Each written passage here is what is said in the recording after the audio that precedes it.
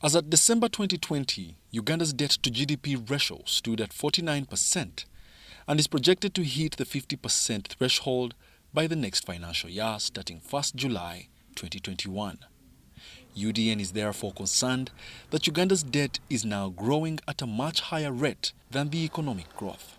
Anyone, of course, would be concerned about this rapid debt growth against a GDP of $35 billion in 2020, and of course the missed middle income status targets in 2017 at first, and then of course in 2020.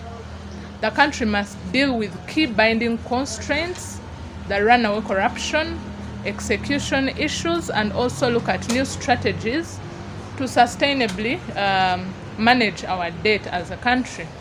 While embezzlement and a lack of holistic accountability for public resources is deterring economic growth, civil society argues that government has in the recent financial year sustained some wasteful public expenditure allocations coupled with high debt repayment proportions against a meager resource envelope. And you are parting with about 12 trillion shillings. Your own domestic revenues are about 20 trillion.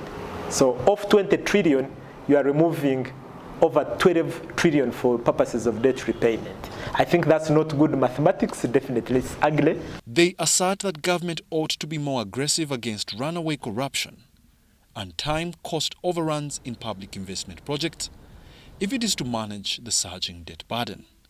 Take, for example, the Kampala Northern Bypass project. This project commenced in 2004, but it continues to undermine grossly Uganda's GDP growth because we see it is still incomplete since 2004, and yet it should have by this time contributed to the debt expansion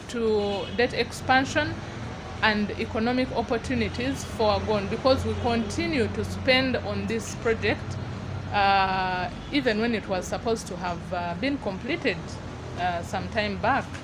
Uganda's total public debt surged to 65.82 trillion Ugandan shillings as at December 2020, a 35% rise from a year earlier, fueled by fresh borrowing to cover revenue shortfalls as measures taken to combat the coronavirus, which stifled tax collections.